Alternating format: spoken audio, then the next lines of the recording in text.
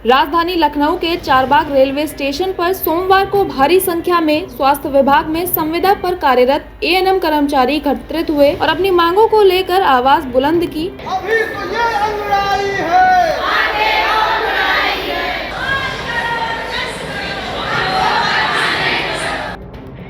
मुख्यमंत्री योगी आदित्यनाथ से अपनी गुहार लगाने के लिए संविदा एएनएम कर्मचारी विधानसभा की ओर कूच कर रहे थे, लेकिन मौके पर मौजूद पुलिस बल ने उन्हें आगे जाने से रोक दिया। प्रदर्शन कर रही एएनएम के मुताबिक स्वास्थ्य विभाग में वह सालों से सहायक नर्स मिडवाइफ्स के रूप में कार्यरत हैं, फिर भी उन्हें दक्षता परीक्षा जैसे प्रतिबंधों के दायरे में लाकर उनकी कुशलता को नकारने की कोशिश की जा रही है। उन्होंने बताया कि उनका कार्य नियमित और स्थायी है, इसलिए हम सभी सामान्य भत्तों के साथ उचित वेतन पाने के हकदार हैं। उनकी क्या कुछ मांगे हैं, इसको लेकर अमृत विचार के संवाददाता वीरेंद्र पांडे ने बातचीत की। एएनएम संविदा कर्मचारी ने क्या कुछ कहा, आप भी सुनिए।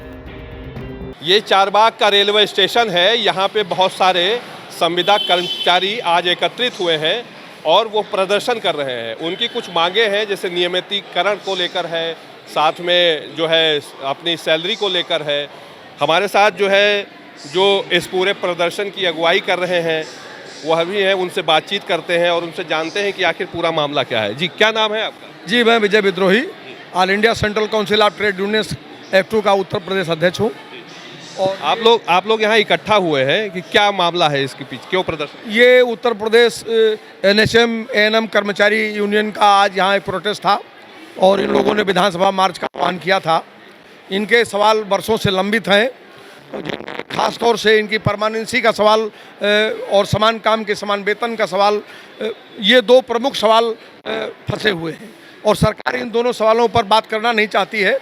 भारतीय संविधान के आर्टिकल 16 में और सुप्रीम कोर्ट के कई आर्डर्स हैं, कई वर्डिक्ट्स हैं जिनके तहत इनको कभी का परमानेंट कर दिया जाना चाहिए था, लेकिन सरकार की कोई मंशा नहीं है और इनको सस्ते श्रमिक के रूप में वो इस्तेमाल कर रही है और इनका बहुत बुरी तरह से शोषण हो रहा है।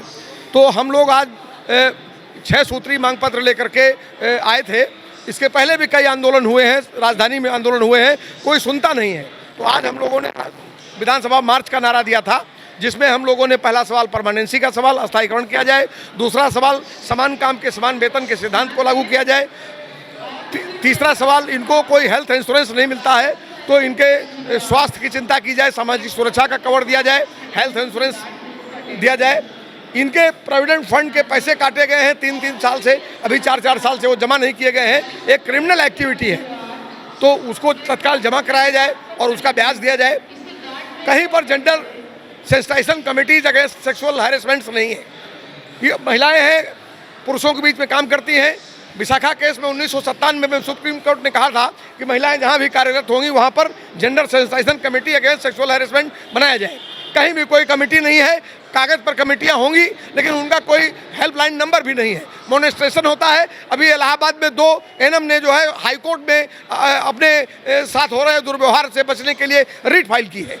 एक अभी एटा में एक महिला वीडियो जारी करके बता रही है कि वो उसका ऑफिसर उसके साथ सेक्सुअल रिलेशन की डिमांड कर रहा और ये सब पूरा का पूरा तंत्र जो है सोया हुआ है। तो एक सवाल ये भी कि जेंडर सेल बनाए जाएँ जगह जगह। तीसरा ये है कि ये लोग जो 2 पैसे वेतन के अलावा जो इनको मिलते हैं, तमाम तरह के काम लिए जाते हैं, उसमें 50% 25% इनसे वसूली कर ली जाती है। तो इसके लिए एक रेगुलेटरी कमेटी बनाई जाए। ये 5-6 सवाल लेकर के हम लोग यहाँ आए थे और जिन सवालों को लेकर के मुख्यमंत्री के निजी सचिव से मुलाकात हुई है हमारे प्रतिनिधिमंडल की, और आगे देखते हैं और लड़ाई जारी रहेगी जब तक ये सवाल हल नहीं होते। ये संघर्ष तो आप लोग पिछले लंबे वक्त से कर रहे हैं, क्या उसमें वार्ता के बाद अभी तक कुछ निष्कर्ष निकलने की बात, इससे पहले जो वार्ता हुई होगी आपकी, संघर्ष कर रहे हैं तो क्या निकला उस बीच? एक्चुअल में क्या है कि सरकार की कोई मंशा नहीं है, सरकार की कोई नियत नहीं है। इनको न्यूनतम वेतन भी देने की कोई नियत नहीं है, अस्थायीकरण करने की कोई नियत नहीं है, समान काम का समान वेतन देने की कोई नियत नहीं है और भ्रष्टाचार पे कोई लगाम लगाने की भी कोई वो योजना उनकी नहीं है। क्योंकि वो लूट का एक नेक्सस है, गठजोड़ है और ये जो एनएचएम है ये लुटेरों का संगठित गिरोह है के रूप में काम कर रहा है और श्रम की लूट और इनकी अर्जित पूंजी की लूट, ये दोनों का घालमेल है। सरकार को सस्ता मजदूर मिल गया है, बेकार करने वाले लोग मिल गए हैं, इनसे बेकार कराइए। इसीलिए आप देखिए कि वो आप संविदा में भी भर्ती नहीं कर रहे हैं, वो आउटसोर्सिंग में ला रहे हैं लोगों को, हायर एंड फायर की पॉलिसी ला रहे हैं। तो लड़ाई कठिन है और हम इस बात को जानते हैं, लेकिन सरकारों को कैसे सीधा किया जाता है ये भी हमारे जैसे संगठन जानते हैं। तो हम अपनी लंबी लड़ाई की रणनीति में हैं और हम लड़ेंगे और इसको हासिल करेंगे। प्रदेश में एएनएम की बात की जाए तो कितनी संख्या है लगभग? जो ये 14,600 लोग हैं संविदा में जो उत्तर प्रदेश भर में कार्यरत हैं। अभी हमारे साथ जो है और लोग भी हैं। कितनी सैलरी होगी आपकी? 10,000। 10। और आपके साथ जो स्थायी लोग काम कर रहे हैं उनका कितनी सैलरी? उनकी 35,000 से है। उनके 35 से 40,000 तक है। उन्हीं के तरह हम लोग भी काम करते हैं जो परमानेंट एएनएम काम कर रही हैं, उन्हीं का काम हम लोग भी करते हैं। अगर सरकार हमारा समान अस्थायी हमको नहीं कर रही है तो समान कार्य का समान वेतन तो दे सकती है, समान कार्य का समान वेतन ही दे। मेरा नाम सुमन साहनी है, मैं बनारस की रहने वाली हूँ और ज़िला मिर्ज़ापुर में कार्यरत है, कछवा मझवा में। मामला पूरे उत्तर प्रदेश के एएनएम का है जो संविदा हैं, बरसों से कार्यरत हैं। कम से कम 14 साल, किसी का 15 साल, किसी का 8 साल, किसी का 9 साल हो चुका है। और इसमें हमारी बहनें 40 के लगभग एज हो चुका है। तो जहाँ तक हमें मालूम है कि संविधान 5 साल करने के बाद परमानेंट हो जाना चाहिए, लेकिन हमारी सरकार सुन नहीं रही है। हमारी सरकार से यही अनुरोध है कि सारी संविदा बहनों का परमानेंट किया जाए। और ये जो पेट का पेपर दिलवा रहे हैं, हम 24 घंटा के 24 घंटा ड्यूटी कर रहे हैं, जो परमानेंट ड्यूटी जितना करती हैं काम उससे कहीं ज़्यादा संविदा बहन कर रही हैं। तो जब उनका 30 से 35 से 40 एवं वेतन है तो संविदा वालों का 10,000 है, उसमें क्या होता है? अरे समान कार्य तो समान वेतन कीजिए या सीधे सीधे परमानेंट कीजिए ना। हाँ, बहुत समस्याएं होती हैं। डिलीवरी कराना है, ओपीडी देखना है फील्ड में, पीवीआई करना है, उसके बाद चिल्ड्रेन को भी देखना है। जितना ओपीडी होता है पहले उपकेंद्र पे एएनएम ही बहनें करती हैं, उसके बाद सीएससी पे जाता है। सारा सिस्टम डील करती हैं हमारी एएनएम बहनें।